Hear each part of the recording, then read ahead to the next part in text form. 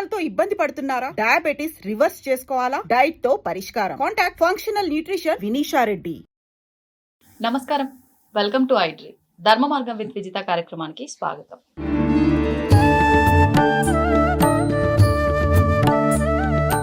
ప్రస్తుతం మనతో పాటు ఉన్నారు పూజ్యశ్రీ స్వామిని సుమిత్రానంద సరస్వతి అమ్మగారు. ఇప్పుడు అమ్మతో మాట్లాడబోయే విషయాలు, మనం చర్చించబోయే విషయాలు ఏంటి అంటే, కాకినాడ ప్రణవ ఆశ్రమం గురించి మనం క్రిందటి ఎపిసోడ్లో అమ్మతో మాట్లాడడం జరిగింది. అసలు ఏంటి ఆ విశేషాలు అనేది తెలుసుకోవడం జరిగింది.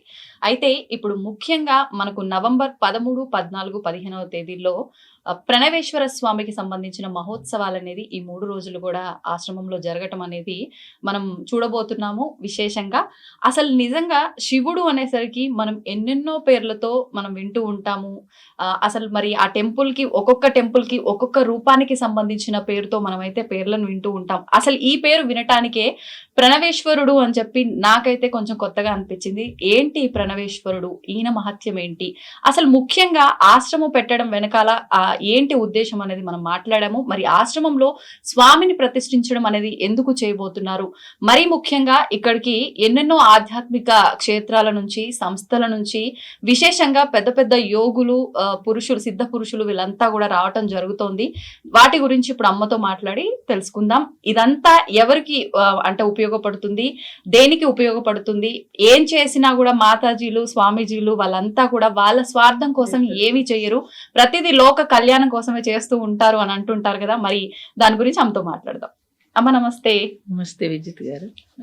అమ్మ, ముందుగా ప్రణవేశ్వర స్వామి విగ్రహ ప్రతిష్ట జరగబోతోంది మన ఆశ్రమంలో కాకినాడలో. అసలు ఈ ప్రణవేశ్వర స్వామి అనే ఆ పేరు మీరు ఎందుకు పెట్టడం జరిగిందమ్మా? ఉన్నది ప్రణవము, ఓంకారం, శబ్దము. నేను చిన్నప్పటి నుంచి దాని మీదే రీసెర్చ్, తర్వాత దాంతో డిప్రెషన్ ఆడపిల్లల్ని అందరినీ బాగు చేయడము, తర్వాత ఇప్పుడు చాలామంది ఓంకారం మీద నా దగ్గర రీసెర్చ్ చేస్తున్నారు. ఆశ్రమం పేరు కూడా ప్రణవ ఆశ్రమం. అలాగే ప్రణవేశ్వరుడు అంటే విగ్రహం కాదు, అది దానికి సంబంధించి ఒక ఎనర్జీ, ఒక శక్తిని అక్కడ ప్రతిష్ట చేయటము అని అంటే కనుక దాని విశిష్టత. తీసుకొచ్చిన లింగం కూడా జెమ్స్తో తయారు చేసిన లింగము, ప్రత్యేకంగా రాతితో కాదు. ఎక్కడి నుంచి తీసుకొస్తున్నారమ్మా విగ్రహం? ఎక్కడ చేయించారు? చేయించలేదు, అది మనకి ఎన్నో పర్వత శ్రేణులు ఉన్నవి. దాంట్లో ప్రత్యేకంగా ఎంతోమంది జుమాలజిస్టులు, జియాలజిస్టులు వాళ్ళతో రీసెర్చ్ చేసి, ఏ ఫార్మింగ్లో చంద్రశిల, సూర్యశిల అలా అంటాము మనము, పర్వతాల్లో లోపల ఫార్మింగ్లో చాలా రకాలైన జెమ్స్ ఉంటవి. దాంట్లో ప్రత్యేకంగా ఏమిటనంటే చంద్రశిల. చంద్రశిల ఎందుకనంటే చంద్రుడు మనస్సుని ప్రశాంతత ఉంచేటట్టుగా ఆ శిల నుంచి వచ్చే రేసెస్ కూడా మనసుకి ఒక హాయినిస్తాయి. అటువంటి శిలని, అది కూడా నాకు ఎంతోమంది సైంటిస్టులు సహకరించారు. అలాగే దానికి సంబంధించి వాళ్ళు చాలా కృషి చేశారు కూడా. కృషి చేసి దాన్ని నాకు అందేటట్టుగా చాలా కృషి జరిగింది. అది దాన్ని తీసుకొచ్చి ఆ శిలని జైపూర్లో దాన్ని లింగాకారము తయారు చేయించి అది ఇప్పుడు ప్రతిష్ట చేయటం అనేది జరుగుతోంది. ఆశ్రమంలో దానికి సంబంధించి ఏంటంటే, ఎలా అయితే ఇప్పుడు ఈ చంద్రశిలకి సూర్యకిరణాలు పడినప్పుడు ఒక రేసెస్ వస్తుంది, చంద్రకిరణాలు పడినప్పుడు ఒక రేసెస్ వస్తుంది. ఆ కనెక్షన్ ఉండింది దానికి. ఆ కనెక్షన్ కోసం మేము దాన్ని నిర్మాణంలోనే అలా చేసి ఉన్నాం. అంటే రాత్రి చంద్రకిరణాలు పడినప్పుడు క్యాప్చర్ చేసుకుంటుంది, సూర్యకిరణాలు వచ్చేటప్పటికి రిఫ్లెక్షన్ వస్తుంది. అలా రావడం కోసం చాలా రీసెర్చ్ జరిగింది. ఎంతో మంది మహాత్ములతో కృషి చేసి దాన్ని, అలాగే సైంటిస్టులతో కూడా, స్పేస్కి సంబంధించిన సైంటిస్టులతో కూడా చాలా కృషి చేసి చేస్తున్నాము. అయితే దానికి పబ్లిసిటీ ఎక్కువ చేయకూడదు అనుకున్నాను నేను. ఎందుకనంటే వచ్చిన వాళ్ళు తప్పనిసరిగా వాళ్ళ ఆ ఫీల్ అవ్వాలి, వాళ్ళ రిసీవింగ్లో వాళ్ళంతటా వాళ్ళు ఓన్గా ప్రాక్టికల్ నాలెడ్జ్ కావాలనేది నా ఒపీనియన్. దాని డెప్త్ అయితే చెప్పట్లేదు నేను. అందుకే ఎవరైతే వచ్చి అక్కడ చూస్తారో వాళ్ళు ఫేస్ చేస్తారు, వాళ్ళు అనుభవించాలి. ఎందుకంటే అనుభవించమే పాఠం ఎప్పుడు కూడా, మనం నోటితో చెప్పేది కాకుండా కూడా అవ్వాలనేది తాపత్రయం. కానీ ఆ అనుభూతిని ఆహ్వానించాలంటే దాని గురించి ఖచ్చితంగా కొంత మాత్రమైన అవగాహన అయితే ఖచ్చితంగా అనే ఉండాలి. మీలాంటి వాళ్ళందరూ చెప్తే ఇప్పుడు చెప్పాల్సి వస్తోంది. ఎందుకనంటే యాక్చువల్గా అంటే అనుకోలేదు నేను ఇలా చెప్పాలని. రవిశాస్త్రి గారు ఏంటంటే కాదు, కనీసం తెలిస్తే ఎంతోమంది ఉపయోగించుకుంటారు కదా అని అంటే నేను రావడం జరిగింది చెప్పడానికి ఇలాగా. సో అందుకని నేనేమంటానంటే వచ్చి వాళ్ళు మెడిటేట్ చేసినప్పుడు ఎవరు ఎలా ఉన్నారో అంటే వాళ్ళ స్థితులు, వాళ్ళు ఏ ఏ స్థితుల్లో ఉన్నారో ఆ స్థితిని బట్టి వాళ్ళకి అనుభూతి అనేది ఎప్పుడూ ఉంటుంది. అందుకని మనం చెప్పే కంటే కూడా వాళ్ళు అక్కడ కూర్చుని ధ్యానం చేసినప్పుడు వచ్చే అనుభూతి అనేది వాళ్ళ సొంతం. అది అమ్మా, నేను విన్నంత వరకు మన ప్రణవ ఆశ్రమంలో ఎంతో మందికి మానసికంగా ఇబ్బంది పడుతున్న వాళ్ళకి ప్రణవనాదం ద్వారా మీరు చేస్తున్న ఆ ఒక థెరపీ అనొచ్చు, మరి దాన్ని ఆ ధ్యానంలో మీరు చెప్పిన మెలకువల వల్ల కావచ్చు, చాలా మంది ఆ ఇబ్బంది నుంచి బయటపడిన వాళ్ళు ఉన్నారు, బాగైన వాళ్ళు ఉన్నారని మనం మాట్లాడుకోవడం జరిగింది. అంటే ఆటోమేటిక్ గా అక్కడ ఒక పవర్ ఎనర్జీ అనేది అయితే ఉంది పాజిటివ్, కాబట్టి అంతమందికి అది హీల్ అయ్యింది. మరి విశేషంగా ఎందుకు విగ్రహ ప్రతిష్ఠ చేసి మళ్ళీ అక్కడ యంత్రాలు పెట్టి ఇంకొక ఎనర్జీని అక్కడ తీసుకొచ్చి పెట్టి ఎందుకనమ్మా ఉద్దేశం ఏంటి? ఇప్పటి వరకు నేను మా పూర్వీకుల నుంచి నేను అందుకున్నది, యోగుల నుంచి, మహాత్ముల నుంచి నాకు వచ్చినది ఏదైతే ఉందో అది నేను హౌస్లోనే చేస్తున్నాను. హౌస్లోనే నా ప్రయోగం అంతా హౌస్లోనే జరిగింది, ఇంట్లోనే జరిగింది. నేను గృహిణి కాబట్టి గృహస్థు ధర్మం చేస్తూ ఇది చేసి ఉన్నాను. అయితే ఇప్పుడు ప్రత్యేకంగా నేను అనుకోలేదు ఆశ్రమం పెడదామని, నేను అనుకోలేదు. నాకున్న ఏదైనా ఆస్తి కానీ నాకున్నది ఏదైనా అక్కడ ఒక ఏర్పాటు చేద్దాము అంటే ఈ డిప్రెషన్ ఆడపిల్లలకి ఒక షెల్టర్ చేద్దామని స్టార్ట్ చేసిన నేను ఆశ్రమం అని నేను అనుకోలేదు. అక్కడికి వెళ్ళిన తర్వాత ఆ భూమిని శుద్ధి చేస్తూ ఆ పాజిటివ్ ఎనర్జీ చూసినప్పుడు నాకు వచ్చిన విజన్ అనుకోండి, లేకపోతే మహాత్ముల ఆజ్ఞ అనుకోండి, ఏమనుకోండి, అదంతా కలిపి స్టార్ట్ అయింది. ఏది కూడా మనం అనుకుని చేస్తే అది వర్కౌట్ అవ్వదు. అయితే ఈ 3-4 సంవత్సరాల్లో అంత పెద్ద బిల్డింగ్ కానీ, లేకపోతే ఈ నిర్మాణాలు కానీ, లేకపోతే నాకు సైంటిస్టులు కలవడం కానీ నేను అనుకోలేదు అసలు. ఎంతో మంది భూగర్భ శాస్త్రవేత్తలు కలిశారు, దీనికి సంబంధించి యోగులు వచ్చారు, వాళ్ళంతట వాళ్ళే వచ్చారు. వచ్చి వాళ్ళు అలా కాదమ్మా దీన్ని ఇలా చేద్దాం అలా చేద్దాం అని చెప్పి వాళ్ళ హెల్ప్ అలాగే ఉంది.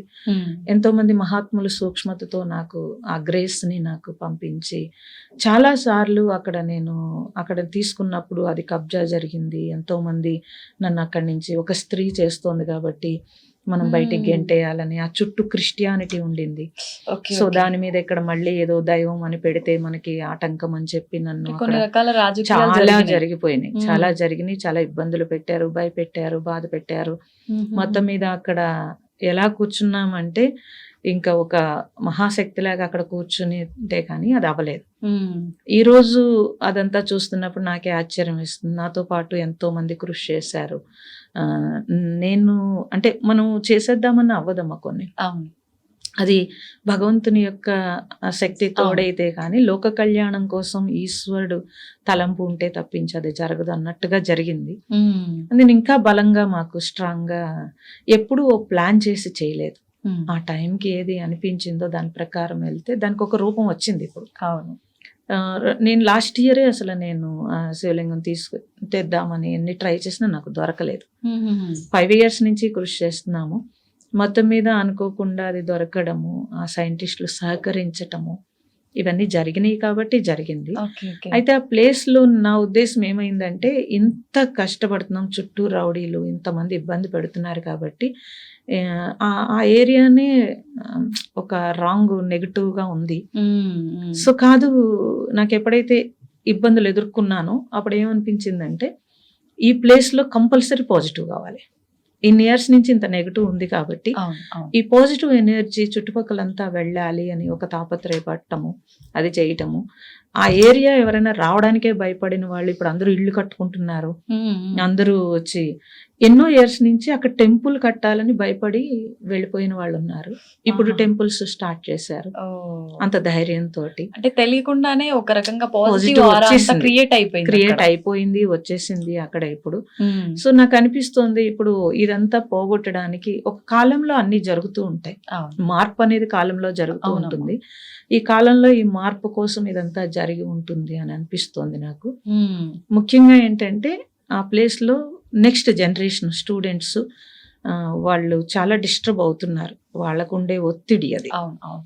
పేరెంట్స్ కూడా ఒత్తిడి ఎప్పుడు మొత్తం పిల్లలతోటి ఆ ఎడ్యుకేషన్ కానీ కాంపిటీషన్ కానీ మొత్తం అంతా ఒత్తిడి ఉంది అందరికీ కూడా. అలా ఒత్తిడితో ఎవరైనా బాధపడుతున్న వాళ్ళకి మనం చెప్పేస్తే అప్పటికప్పుడు కూర్చోబెట్టేస్తే ఎవరికి ఏం అవదండి. ఎన్విరాన్మెంట్ కూడా అవసరం. ఆ వాతావరణం ఇప్పుడు మనం హిమాలయాలు వెళ్తాము లేదా ఎక్కడికో వెళ్తాము, వెళ్ళినప్పుడు మనకి వెంటనే ఒక ప్లెజెంట్ తెలుస్తూ ఉంటుంది. అలాంటి ప్లెజెంట్ ఇప్పుడు ఎక్కడికో ప్రయాణం చేసి అంత డబ్బులు ఖర్చు పెట్టుకుని వెళ్ళలేని వాళ్ళు, ఆ చుట్టుపక్కల వాళ్ళు జస్ట్ నడిచి వచ్చో లేకపోతే ఒక 50 రూపాయలు 100 రూపాయలు ఆటో కట్టించుకుని వచ్చి అక్కడ కూర్చుంటే చాలు, ఒక ప్రశాంతత వస్తే. ఇంట్లో ఏదైనా ఘర్షణ వచ్చింది, ఇబ్బంది వచ్చింది, వచ్చి అక్కడ కూర్చుంటే ఒక ఎనర్జీ వాళ్ళు తీసుకుని రిసీవ్ చేసుకుని వెళితే చాలు. లేదా ఆ చుట్టూ ఉండే పొలాలు లేకపోతే మేము ఆశ్రమంలో పెంచే మొక్కలు, అలాగే ఆ ఓంకారం తోటి ఆ ఎనర్జీ ఉంటే కనుక ఆటోమేటిక్గా వాళ్ళకే తెలుస్తుంది. గేటు నుంచి తర్వాత లోపల ఆశ్రమానికి వచ్చినప్పుడు ఆ ప్రశాంతతను అనుభవించి వెళ్తూ ఉంటారు. అవును. అలా క్రియేట్ చేయటం అనేది జరిగింది తప్పించి మనం చేసేదే. మీరు అన్నట్టుగా అంటే డిప్రెషన్ కి లోనైన వాళ్ళకే కాకుండా ఇంకా వాళ్ళకంటే ఇంకా తప్పదు ఖచ్చితంగా.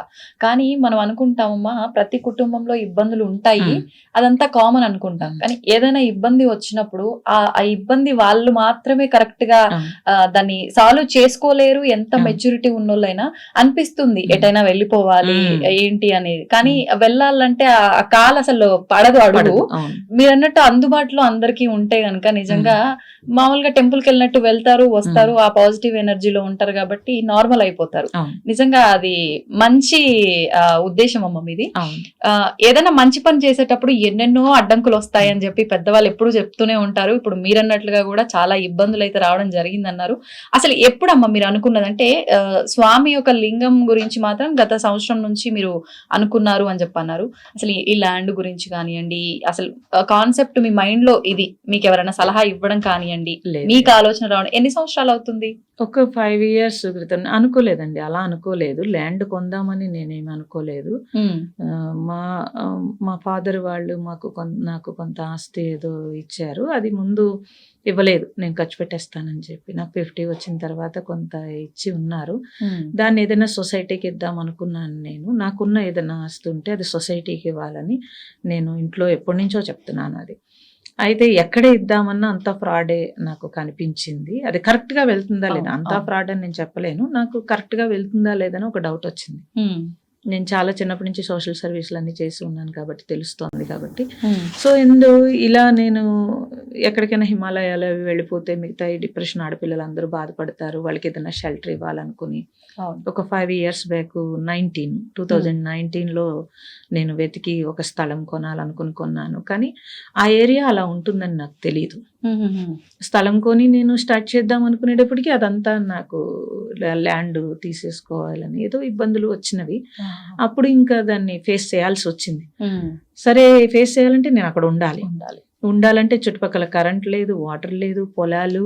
అందుకని చిన్న షెడ్ వేసుకుని నేను ఒక్కరిదాన్ని అలాగా కూర్చుని ధ్యానం చేసుకుంటూ ఉన్నప్పుడు వచ్చిన ఐడియాలు ఇవన్నీ.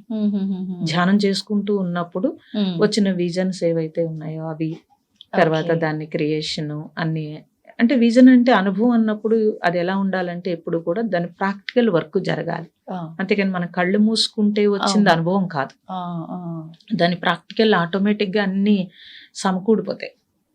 అది కరెక్ట్ అయితే కనుక ఆటోమేటిక్ గా అన్ని అదే ఉంటుంది. మన మైండ్ లో కూడా అది తరుముతుంది, కంపల్సరీ తరుముతుంది. సో నాకు మా నాన్నగారు కూడా ఒక ఉపాసన చెప్పారు, అది చిన్నప్పుడు చేయాల్సిన ఉపాసన. ఆయన చెప్పారు, ఇప్పుడు ఈ చిన్న వయసులో చేస్తే బాగుంటుంది, మెచ్యూర్ అవ్వక ముందు చేస్తే బాగుంటుందని. అయితే మా మదర్ ఏంటంటే మళ్ళీ ఇలా స్పిరిచువల్ లోకి ఎక్కడ వెళ్ళిపోతాను అని భయం వేసి, అలా వద్దు ఇప్పుడు అవన్నీ నీకెందుకు చదువుకోవడం అని అలా కొంచెం డిస్కరేజ్ చేస్తే నేను కొంచెం ఇంట్రెస్ట్ చూపించలేదు. ఆ తర్వాత 50 వచ్చిన తర్వాత మెన్సెస్ లాగిపోయిన తర్వాత కూడా నాకు వచ్చినా కూడా అదంతా మనం చేయలేమని ఊరుకున్నాను. అయితే ఈ స్థలంలో ఎప్పుడైతే నేను వచ్చి ఒంటరిగా ఉన్నానో, అంటే అక్కడ కూర్చోవలసి వచ్చింది తప్పనిసరిగా. పావులు విపరీతంగా, చుట్టుపక్కల ఎవరు లేరు, చాలా రౌడీజం ఇవన్నీ ఉండేవి. అయినా కూర్చుని అక్కడ ఇంకా నాకు వేరే దారి లేక వేరే దారి లేక ఏదైనా ఒక ఎనర్జీ కావాలన్నప్పుడు ఇది గుర్తొచ్చి ఈ ఉపాసన నేను స్టార్ట్ చేశాను. అది పూర్తిగా నిరాహారంగా చేయాల్సిన ఉపాసన. అంటే ఎంత సమయం పాటు చేయాల్సి ఉంటుంది? 52 రోజులు పట్టింది నాకు. అవునా? మంచి నీళ్లు, లాస్ట్ లో కొబ్బరి నీళ్లు తీసుకున్నాను. 52 రోజులు కంప్లీట్ ఉపాసన అది. అది చేస్తున్నప్పుడు నా చుట్టూ ఎవరు నన్ను ఇబ్బంది పెట్టలేదు. నాకు చాలా ఎనర్జీగా అనిపించింది. ఇది బాగుంది, కనీసం ఈ రౌడీల రక్షణ ఇది బాగుంది అనుకున్నానే తప్పించి నేను ఇలా అనుకోలేదు. సో దాన్ని పూర్తి అయ్యేటప్పటికి నాకు ఇది అస్పష్టంగా ఇది ఇక్కడ ఈ ప్లేసు విశిష్టత ఒకటి ఉంది, దీనికి ఏదో చేయాలి అనేది వచ్చింది. ఇదే నా లైఫ్ అనేది కూడా కొంత స్పష్టత వచ్చింది. అక్కడి నుంచి అది స్టార్ట్ అయింది. ఎలా స్టార్ట్ అయింది అనేది కూడా నేను అనలైజ్ చేసుకున్నప్పుడు అక్కడే మొదలయ్యింది. ఆ తర్వాత ఏది ప్లాన్ ఏమీ లేదమ్మా, ఆటోమేటిక్ గా అన్ని అక్కడికి వచ్చినవి జరిగిపోయినవి. అందుకని నేనేం చెప్తానంటే అది మందు కాదనిపిస్తుంది నాకు. ఇప్పుడమ్మా మీరు ఇందాక చెప్పిన దాన్ని బట్టి మీకు ఒక విజన్ అనేది వచ్చింది మీరు ఆ సమయంలో అని చెప్పి. కొన్ని సందర్భాల్లో భగవంతుడు కొంతమందిని ఎంచుకుంటాడు, కొన్ని ఆలయ ప్రతిష్టలకు కానివ్వండి ఇలా అని చెప్పి చెప్తూ ఉంటారు. ఆయన కళల రూపంలోనో ఎవరి ద్వారానో చెప్పిస్తాడు అని చెప్పి. అలా మీకేమైనా లేదు అసలు. ఇప్పుడు నేను నమ్మను, నిద్దట్లో వచ్చిన కళ అయితే కనుక అది కరెక్ట్ కాదంటాను. నా దృష్టిలో నేను చిన్నప్పటి నుంచి కూడా నేను కూడా ఒప్పుకునేదాన్ని కాదు దాన్ని. మెలకువలో ధ్యానంలో మనకి తరువుగా అదే విజన్ వచ్చినప్పుడు దానికి సంబంధించిన ఏదైతే కావాలో అవన్నీ మన కళ్ళెదురుగుండా జరుగుతున్నప్పుడు అప్పుడు మాత్రం అది కరెక్ట్ అని చెప్తాను. సో ఎప్పుడైతే వచ్చిన విజన్ కి సహకారం కూడా కావాలి. కరెక్ట్. అనుకూలత ప్రతికూలత ఎలాగూ ఉంటాయి, రెండు ఉంటాయి, వ్యతిరేకత రెండు ఉంటాయి. కానీ దానికి సంబంధించినవన్నీ కూడా మనము నేను అక్కడి నుంచి గుమ్మం దాటకుండా నాకు అన్ని వచ్చినాయి. సో అదంతా మన చుట్టూ ఎప్పుడు తిరుగుతూనే ఉంది. అవును, అంతే తప్పించి లేకపోతే నాకు సైంటిస్టులు వీళ్ళందరూ నాకెందుకు కలుస్తారండి? అంతే కదా. ఎక్కడెక్కడ సైంటిస్టులు, ఇంటర్నేషనల్ సైంటిస్టులు కూడా, జర్మనీ సైంటిస్టులు అందరూ నాకు భాగస్వామి అయ్యారు, దీని మీద ప్రాజెక్ట్ చేశారు. మేము ఇప్పుడు రేపు ఆశ్రమంలో పెడతాము, దానికి సంబంధించి ఏంటి అనేది అంతా కూడాను నెక్స్ట్ జనరేషన్ కోసం కృషి చేశారు అందరూ. నెక్స్ట్ జనరేషన్ కి అంటే భగవంతుడు అని అంటే నామరూపాలకు అతీతం అని అందరికీ తెలుసు. అవును అవును. కానీ పంచభూతాల యొక్క ఎనర్జీ, పంచభూతాల యొక్క శక్తియే పరమాత్మ.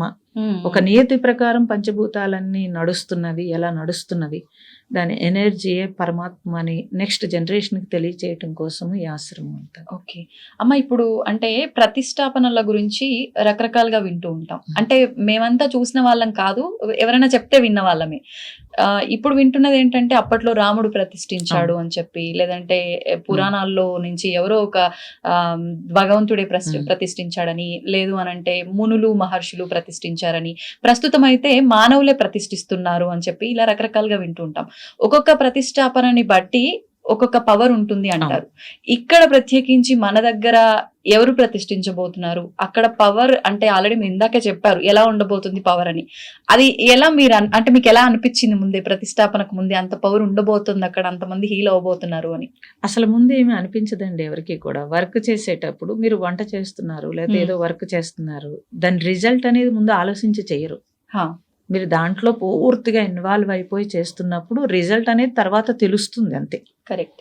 బయట నుంచి ఎవరెవరో దాని రిజల్ట్ చెప్తున్నట్టు అబ్బా నిజమే కౌను ఇంత చేసామా అని అప్పుడు అనిపిస్తుంది కదా. ఎవరు ముందు ఊహించేస్తే అది కరెక్ట్ గా వెళ్ళదు కూడా. వాళ్ళ కోరికతో చేసినట్టు లెక్క అది. ఊహించి చేస్తే కారణం లేకుండా కార్యం లేదు అసలు. కానీ ఆ కారణం తెలుసుకుని కార్యం చేయరు ఎవరు కూడా. కారణం అనేది సూక్ష్మత అసలు. కార్యం జరిగిపోయిన తర్వాత ఆ కారణం అనేది తర్వాత తెలుస్తుంది. అలా అసలు ఎప్పుడు దాని గురించి అసలు ఆలోచించలేదు. అసలు ఇన్ని సంవత్సరాలు దాని మీద 4 years అసలు ఒక్క క్షణం కూడా దాని గురించి ఆలోచించే పరిస్థితి లేదు.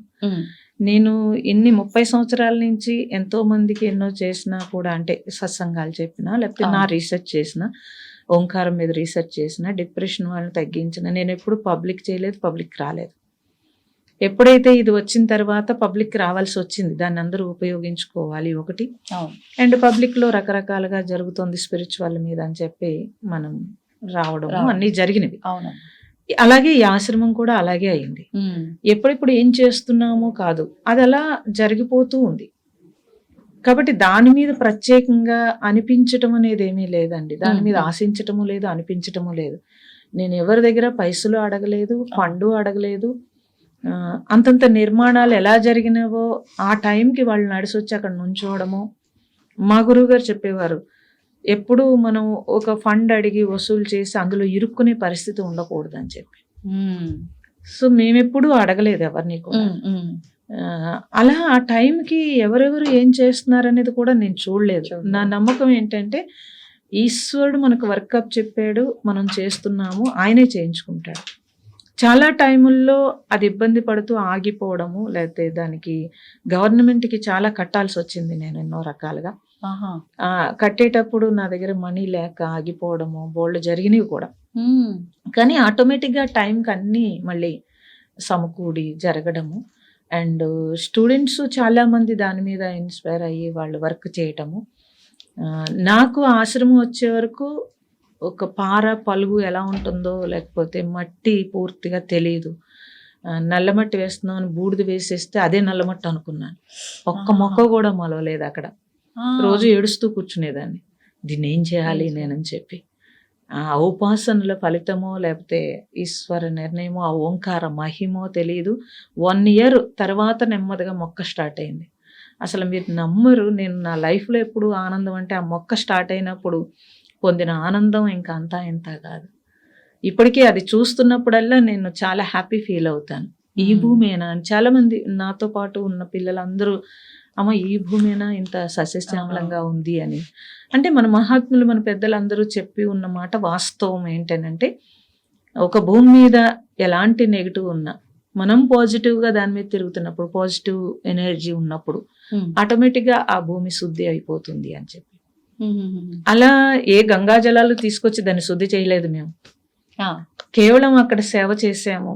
ఆ భూమిని మీద అంతా సేవ చేశారు నాతో పాటు పిల్లలందరూ, భక్తులందరూ కూడా. వాళ్ళందరూ కారులో వచ్చి కూడా వాళ్ళు దాన్ని తట్టమోసారో లేకపోతే ఏదో చేశారో. అసలు ఎప్పుడు మట్టి ముట్టుకోని వాళ్ళందరూ మట్టి ముట్టుకున్నారు. ఎప్పుడు ఏ పని ఇంట్లో పని మనుషులతో చేయించుకున్న వాళ్ళు కూడా అక్కడ పని చేశారు. అలా ఎవరెవరు ఏం కృషి చేశారో నేను అది ఇప్పుడు ఎక్స్ప్లెయిన్ కూడా చేయలేము. అలా ఒక మహా సముద్రంలా వెళ్ళిపోయింది అది. ఈ రోజు అది 13వ తారీఖున అది దానికి ఓపెనింగ్ అంటే ఆల్రెడీ అందులోనే అన్ని జరిగిపోతున్నా కూడా ఈ శివలింగము ప్రత్యేకంగా దానికోసం వెతకడము, అది వచ్చినప్పుడు మా అందరి ఆనందంతో అందరూ ఏడ్చారు వచ్చింది అన్న ఆనందంతో. ఇప్పుడు దాని మీద జరుగుతున్నప్పుడు ఎంతో మంది మహాత్ములు మేము వస్తామని వాళ్ళంతట వాళ్ళు వచ్చి దాన్ని ప్రతిష్ట ఎప్పుడు కూడా పూర్వం మీరు అన్నట్టు యతి ప్రతిష్టే ఉండేది. యతులు మాత్రమే చేసేవారు. ఎందుకనంటే వాళ్ళు చేసిన సాధన, ఎవరు కూడా ఎవరు చేసిన సాధన కూడా తీసుకువెళ్ళలేరు. నెక్స్ట్ జనరేషన్ కన్నా ఇచ్చేయాలి, వాళ్ళని తయారయ్యే శిష్యుల కన్నా ఇవ్వాలి, లేకపోతే భూమి కన్నా ఇవ్వాలి. ఈ మూడింట్లో ఏదో ఒకటి జరగాలి. ఓకే. అలా ఏం చేసేవారంటే యతులు వాళ్ళ చేసిన సాధన ఫలితము భూమికి ఇచ్చేసేవారు. ఎందుకని నెక్స్ట్ లోక కళ్యాణము, ఎంతో మంది జనరేషన్ ఆ భూమి మీద అది అందుకోవాలి అనే తాపత్రయం. అందుకని తర్వాత ప్రతిష్ట ఎవరెవరో చేసేస్తున్నారు, గృహస్థులు చేసేస్తున్నారు, ఇవన్నీ ఏవో చేస్తున్నారు. అది మంచిగా చెడ్డ అని ఎవరు చెప్పకూడదు మనం. కానీ ఒరిజినల్ గా ప్రతిష్ట అంటే యతులు మాత్రమే చేయాలి. అందుకని ఆ ప్రతిష్టకి బలం ఏంటంటే వాళ్ళ సాధనా బలం. మనం ఉన్నాం కానీ ఆ నిర్మాణాల్లో, ఆ ప్రతిష్టలో, ఆ ఎనర్జీలు అలాగే ఉంటాయి. ఇప్పుడు మీరు చాలా ఓల్డ్ టెంపుల్స్ చూస్తారు, దాంట్లో వచ్చే ఎనర్జీ ఏదైతే ఉందో ఆ ఎనర్జీ మన పూర్వజన్మ వాసన కూడా పైకి లేసేటట్టు చేస్తుంది. అప్పుడు వరకు వాడు మర్చిపోయిన ఏదైతే ఉందో దైవత్వము, దివ్యత్వము ఏదైతే అన్ని ఒక్కసారి లెగుస్తాయి. అరే నేనెందుకు ఇలా ఉన్నాను, కనీసం ఇంత ప్రశాంతత ఉంది, నేను ఇక నుంచి కనీసం భగవంతుడి వైపు నామం చేసుకోవాలో జపం చేసుకోవాలని కొన్ని రోజులైనా పాటిస్తాడు. అక్కడికి వెళ్ళి వచ్చాడంటే కొన్ని రోజులైనా పాటిస్తాడు. అదే మన ఇంట్లో మనం ఆ పని చేయలేం. అంటే ఒక రకమైన జ్ఞానోదయం కలుగుతుంది. అందుకోసం మహాత్ములు ఏం చేసేవారు అని అంటే ఆ జ్ఞానం కోసం వాళ్ళు అంత కృషి చేసేవారు. ఆంధ్రప్రదేశ్లో చాలా నిర్మాణాలు ఉన్నవి, ఎంతో గొప్ప గొప్ప నిర్మాణాలు కూడా ఉన్నవి. అవేమి తక్కువ అని నేను చెప్పట్లేదు, ఉన్నవి చాలా ఉన్నవి. ఇంకా అవసరం ఏమీ లేదు. అవసరమా అంటే అవసరం ఏమీ లేదు. ఆ, ఉన్న వాటిని వాడుకుంటే చాలు. అసలు వాటిని కాపాడుకోగలిగితే కాపాడుకుంటే అదే. చాలు. అసలు అవును. కొత్తగా ఎవరు నిర్మాణాలు చేయాల్సిన అవసరం లేదు అసలు. అవును. కానీ దీనికి సంబంధించి ఏంటనంటే ఈ ఈ క్షేత్రము శక్తి క్షేత్రం కింద మారాలనే తాపత్రయంతో ఉమ్, అది కూడా ఇప్పుడు వచ్చే జనరేషన్ ఎవరైతే లేటెస్ట్ జనరేషన్ పిల్లలు ఉన్నారో వాళ్ళకి ఆ నాలెడ్జ్ కరెక్ట్గా అందించాలని మా తాపత్రయం.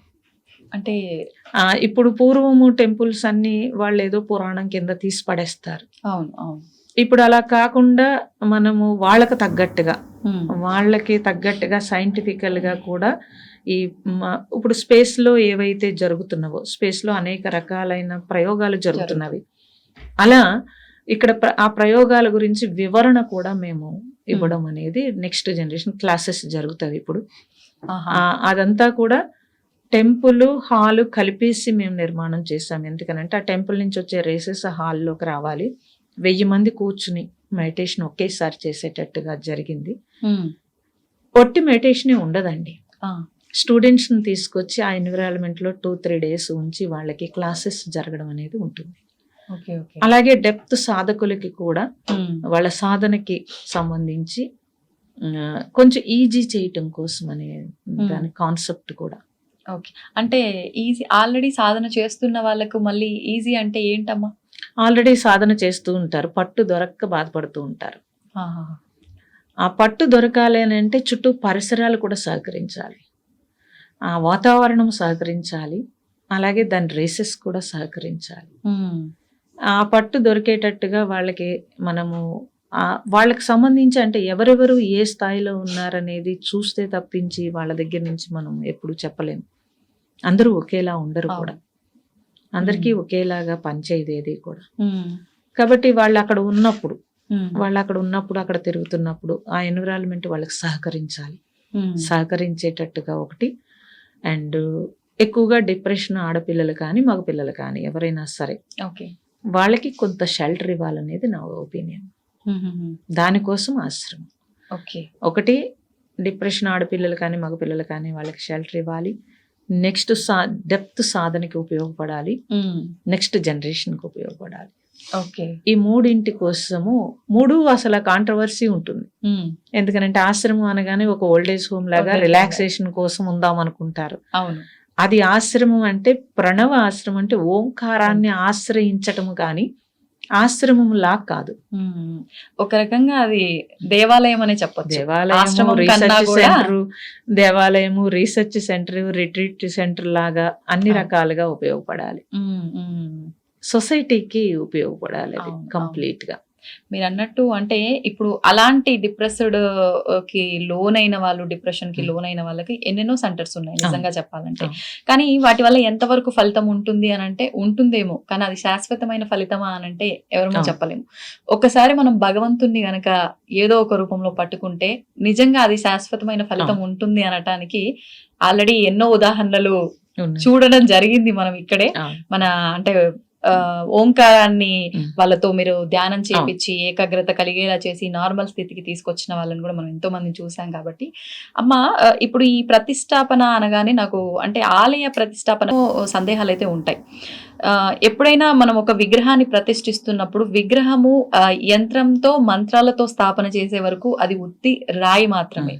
ఎప్పుడైతే మనం మంత్రాలతో ఆ యంత్రం పెట్టి విగ్రహాన్ని అయితే పెట్టి అదంతా చేస్తామో ఫార్మాలిటీస్, అప్పుడు మాత్రమే అక్కడ శక్తి నిక్షిప్తం అవుతుంది అని చెప్పి, మళ్ళీ ఆ తర్వాత కూడా ప్రతిసారి ఇప్పుడు మీరు ఏదైతే చేస్తున్నారో ఈ ధ్యానము, జపము, వీటి వల్ల అక్కడ శక్తిని దారపోస్తున్నారో అదే విధంగా శక్తిని దారపోస్తూనే ఉండాలి ఆలయాల్లో అని చెప్పి అంటూ ఉంటారు. ఇవన్నీ వాస్తవాల అపోహలమ్మా? వాస్తవేనండి, వాస్తవాలు, కంపల్సరీ వాస్తవమే. మంత్రానికి శక్తి ఉంది, యంత్రానికి ఏ లోహానికి ఏ మంత్రం ఇస్తే దానివల్ల శక్తి వస్తుంది. అంతే తప్పించి ఇప్పుడు యంత్రాలు రాగిరేకులు తీసుకుని ప్రింట్ చేసేసి అది ఇళ్లల్లో పెట్టేసుకుని లేకపోతే గోళ్ళకు పెట్టేసుకుని అలా చేసేస్తే దానికి ఏమి, అది మీ భయం పోగొట్టడానికి తప్పించి కరెక్ట్ ప్రాసెస్ అయితే అది కాదు. అంటే ఏదో ఉంది దానివల్ల మేము సేఫ్ అనే ఒక ధైర్యం, మానసిక ధైర్యం కోసము అవన్నీ పెట్టుకుంటారు. ఓకే. కానీ ఇలా క్షేత్రానికి సంబంధించి అలా అవ్వదు. దానికి సంబంధించి ముందు నుంచి దాని వర్క్ ఉంటుంది, తర్వాత కూడా ఉంటుంది.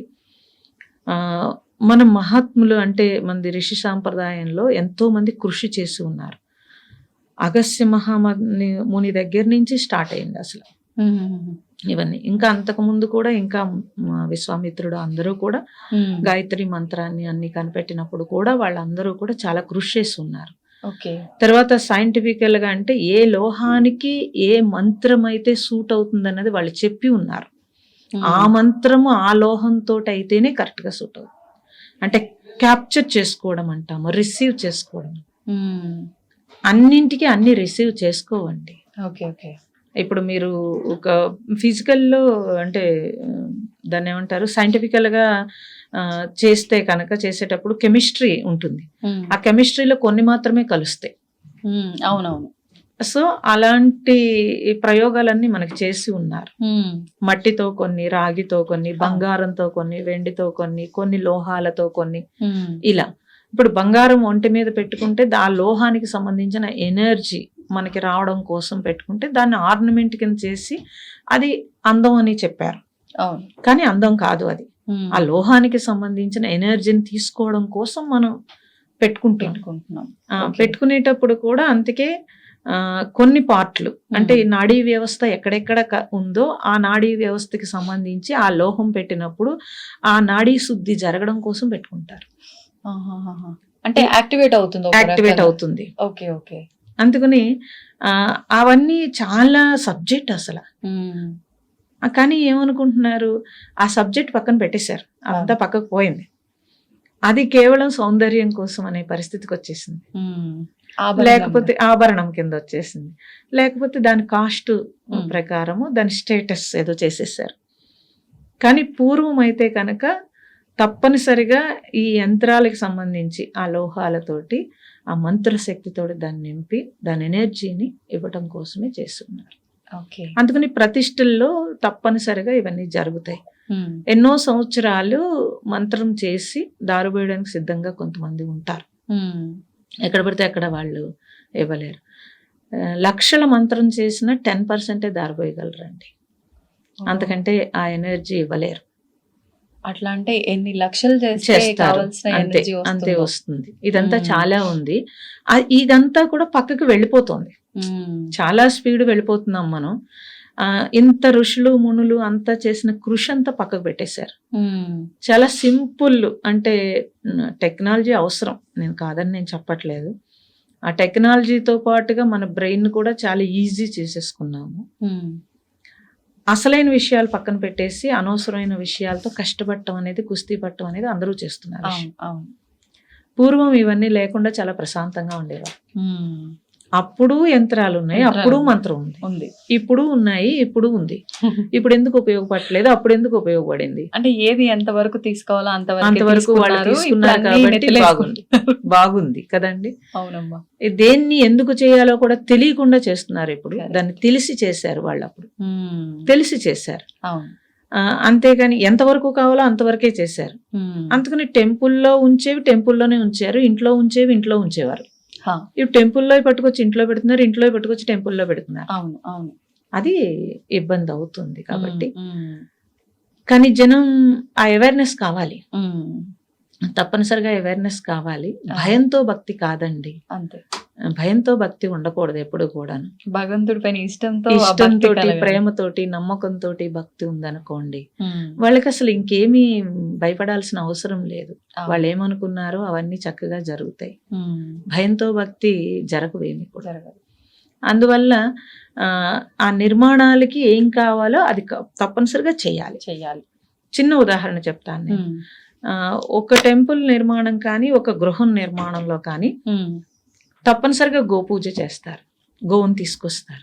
ఆ ఎనర్జీ కావాలని అంటారు. కానీ దాన్ని భయపెట్టి లేకపోతే అర్ధరాత్రి దాన్ని కొట్టో జాగ్రత్తగా లాక్కొచ్చో తీసుకొస్తారు. ఎలా వస్తుందండి ఎనర్జీ? అలా రాదు ఎప్పుడు కూడా. దాన్ని భయపెట్టకూడదు. వాతావరణం, కొత్త వాతావరణానికి అది రాదు. పూర్వం అయితే ముందు నుంచి దాన్ని పెంచుకునేవారు. ఇప్పుడు మేము ఆశ్రమం ప్రతిష్టకి గోపూజ కావాలి అని అంటే నేను 2 years నుంచి పెంచుకుంటున్నాను. ఎందుకని రోజు అది అక్కడే తిరుగుతుంది, అన్ని చూస్తుంది. అవును. దానికి కొత్త ఉండదు. ఉండదు. మనం రమ్మనటం కాదు, అదే అదే తిరుగుతుంది. అదే వచ్చేస్తుంది అక్కడికి. ఆ. నేను ఎటు తిరిగినా నన్ను చూసి పిలుస్తుంది. ఆహాహా. ఇప్పుడు నేను పిలిస్తే వచ్చి నుంచుంటుంది. అవును. దాన్ని భయపడదు అప్పుడు అవును. కదండి. నిజం. గోవుకి హారతి ఇచ్చి మీరు దండం పెట్టే కంటే దాన్ని బాధ పెట్టకుండా కదా, బాధ పెట్టకపోతే భయపెట్టకపోతే దాని నుంచి వచ్చే ఎనర్జీ పాజిటివ్ ఎనర్జీ వస్తుంది. నువ్వు భయపెడితే ఏమొస్తుంది? దాన్ని ఒక చోట కట్టేసి నువ్వు హారతి ఇచ్చే కంటే అవును. దాన్ని స్వేచ్ఛగా వదిలేసి దానికి కావాల్సిన గడ్డి పెట్టో దానికి కావాల్సింది ఏదో పెట్టి దాని దగ్గర నిమిరి మనం ఆ ప్రేమ అందిస్తే ఆటోమేటిక్గా ఆ ఎనర్జీని మనం అందుకుంటాం. అవును. అవును. అలా దానికి కావాల్సిన మొక్కలు కానీ దానికి కావాల్సిన అన్నీ మేము ఎప్పటి నుంచో తయారు చేసుకుని పెట్టుకుని కూర్చున్నాం. సో కంపల్సరీ అవన్నీ చేసుకోవచ్చు, కానీ అవేర్నెస్తో చేసుకోవాల్సి ఉంటుంది. నిజం. ఇదంతా కూడా నెక్స్ట్ జనరేషన్ కి మనం నేర్పాల్సి ఉంది. అంటే మనం చేస్తున్న పర్పసే లోక కళ్యాణం కోసం ఒక గొప్ప కార్యాన్ని చేపడుతున్నాం. అట్లాంటప్పుడు ఒకరి మంచి కోసం చేసేది ఇంకొకరిని ఇబ్బంది బాధ పెట్టకూడదు. పెట్టకూడదు. ఏ ప్రాణిని బాధ పెట్టి మనం చేయకూడదండి. అవునమ్మా. చేయకూడదు కాబట్టి అలాగా చేసుకోవడం అనేది జరుగుతుంది. అమ్మ, మరి ఇప్పుడు మనకి 3 రోజుల పాటు ఈ కార్యక్రమాలన్నీ కూడా జరుగుతున్నాయి. విశేషంగా అంటే ఏ రోజు ఏ కార్యక్రమాలు? 15వ తారీఖు అండి ప్రతిష్టని 15వ తారీఖు. 13వ తారీఖు స్టార్ట్ అవుతుంది పూజలు అన్ని, నవంబర్ 11. హోమాలు యజ్ఞాలు అన్ని అప్పుడు స్టార్ట్ అవుతాయి. తర్వాత 14వ తారీఖున ఏంటంటే మేము అక్కడ జ్యోతి అప్పుడే అంటే నేను మీకు చెప్పి ఉన్నాను కాబట్టి ఆ ఏరియాలో నేను నిలబడలేని పరిస్థితిలో నాకు ఒక రక్షణ, ఒక బలం కావాలి అన్నప్పుడు ఒక జ్యోతి వెలిగించాము. అది 5 సంవత్సరాలు అవుతుంది. అది 14వ తారీఖు దాని జ్యోతులు అందరూ వెలిగిస్తారు. దానికి సంబంధించిన కార్యక్రమం ఉంటుంది. అండ్ ఈ ప్రతిష్టకు సంబంధించిన కార్యక్రమం కూడా ఉంటుంది. ఉపన్యాసాలు, మహాత్ముల ఉపన్యాసాలు అన్ని ఈవినింగ్ ఉంటాయి. మార్నింగ్ అంతా ఈ కార్యక్రమాలు ఉంటుంది. 15వ తారీఖు ప్రతిష్ట ఉంటుంది. అయిపోయిన తర్వాత మహాత్ముల ఉపన్యాసం ఉంటుంది. రోజు మహాత్ముల ఉపన్యాసం 3 రోజులు సాయంత్రం ఉంటుంది. ఉదయం ప్రతిష్టకు సంబంధించిన కార్యక్రమాలు ఉంటాయి. ఓకే. అంటే ఎంతమంది రాబోతున్నారమ్మా? ఇప్పుడు యోగులు, మహాత్ములు ఎవరెవరు రాబోతున్నారో కూడా మాకేమన్నా ఇంటి ఇవ్వబోతున్నారా? అలా లేదండి, అన్ని ప్రాంతాల నుంచి వస్తున్నారు. ఎక్కువగా రిషికేశ్ నుంచి అటు నుంచి వస్తున్నారు. అండ్ శ్రీలంక నుంచి బౌద్ధ భిక్షువులుగా వస్తున్నారు. అండ్ ఇక్కడ చుట్టుపక్కల కొంతమంది మహాత్ములు వస్తున్నారు. ఎంతమంది అంటే నేను పిలవడం కూడా ఎలా పిలిచాము అని అంటే వాళ్ళు ఒక్కొక్క దాంట్లో ఒక్కొక్క విశిష్టత ఉన్న వాళ్ళని పెట్టుకున్నాము ఎక్కువగా. చుట్టూ ఉండే మహాత్ములు కూడా వస్తారు. అలా నేను లెక్క పెట్టి చేయలేదు, ఇంచుమించుగా ఎక్కువ మందే వస్తున్నారు. మరి సుమారుగా ఒక 30-40 మంది ఉంటారని అనుకుంటున్నాను నేను. అలా అనుకుంటున్నాను. అంటే రామకృష్ణ మఠం నుంచి, లేకపోతే ఇలాగ బౌద్ధ భిక్షుల నుంచి, శంకర్ మఠం నుంచి అలా రకరకాలుగా పిలిచి ఉన్నాము. అలా వస్తున్నారు అందరూ కూడా. ఓకే. అంటే మామూలుగానే ఇప్పుడు ఒక ప్లేస్ లో ఆ ఎనర్జీ ఒక భాగం, అక్కడ స్వామిని ప్రతిష్ఠించడం ఇంకొక భాగం, యోగుల సాధన ద్వారా కూడా అక్కడ ఇంకో కొంత పవర్ అనేది యాడ్ అవ్వడం అనేది చెప్పొచ్చు. అంతే కదా. ఇప్పుడు ఉపన్యాసాలు అంటే మీరేమన్నా ప్లాన్ చేశారా? అంటే వచ్చిన భక్తులందరికీ కూడా, అక్కడికి వచ్చిన ప్రతి ఒక్కరికి ఈ రకంగా గనక మనం ఇవ్వగలిగితే లేదండి. వాళ్ళు మహాత్ములకి ఎప్పుడు కూడా వాళ్ళు ఏం చెప్పాలనుకుంటున్నారో అది చెప్తేనే మంచిది. మనం ఏం ప్లాన్ చేసి చెప్పకూడదు. వాళ్ళు జనాలకి ఏ మెసేజ్ ఇవ్వాలనుకున్నారో అంతే. ఎక్కువ మందితో ఉపన్యాసాలు పెట్టలేదండి, కొద్దిగానే ఈవినింగ్ టైంలో పెట్టి ఉన్నాము. ఓకే. సో కాబట్టి ఎప్పుడు వారి లోపల నుంచి ఏమొచ్చిందో అదే బెటర్ తప్పించి మనం ఏదో సజెషన్ ఇచ్చి మీరు ఇలా ఒక ఆర్డర్ ఒక ప్లాన్ ఉండదండి. అలా ఎప్పుడు చేయకూడదు కూడా. అవును, నిజమమ్మా. నిజంగా అంటే మీరు చేసిన ఈ ఆలోచన, అసలు ఆశ్రమం అనే ఆలోచనే నిజంగా అది మీకు అనిపించి చేశారు, కానీ అది అందరికీ ఎంతగా ఉపయోగపడుతుంది, ఇంకా ఉపయోగపడబోతోంది. దానితో పాటు అక్కడ శ్రీ ప్రణవేశ్వర స్వామి వారిని కూడా ప్రతిష్ఠించడము అనేది ఇంకా గొప్ప కార్యం అనే చెప్పాలమ్మా. మీరు చెప్తుంటేనే నాకు అర్థమవుతోంది అక్కడ ఎంత పాజిటివ్ ఎనర్జీ ఉంది అనేది. నేనైతే అక్కడికి రాలేదు, చూడలేదు. నిజంగా మీరు చెప్తుంటేనే నాకు అక్కడికి నేను రావాలి, నేను దర్శించుకోవాలి స్వామిని, ఆ వైబ్ అంతా నేను కూడా ఫీల్ అవ్వాలి అనే ఒక ఆనందం నాకు ముందే, ఎగ్జైట్మెంట్ అయితే నాకు వస్తుందమ్మా. నిజంగా మీరు అనుకున్న ఆ పనంతా కూడా, ఏదైతే సంకల్పంతో మీరు ఇదంతా కూడా మొదలు పెట్టారో అవన్నీ సక్సెస్ఫుల్ గా అవ్వాలని చెప్పి మనస్ఫూర్తిగా స్వామిని తలుచుకుంటూ, ధన్యవాదాలమ్మా ఈ విశేషాలన్నీ తెలియజేసినందుకు. నమస్తే. నమస్తే. తవ్వుతున్న శివలింగం. పరమాత్మకు జీవా సరే దాన్ని అట్లా కప్పేసేయండి, చూపించదండి. Krishna is there. మూర్తి పూజ కాదు, సాక్షాత్ బ్రజేంద్ర నందన భగవాన్ ఉన్నారు మూర్తిలో. ఏమీ ఆశించకుండా ఆరాధించే వాళ్ళు కూడా ఉన్నారా ప్రభుజీ? నిజమైన భక్తి అంటే మనకు తెలియదు కాబట్టి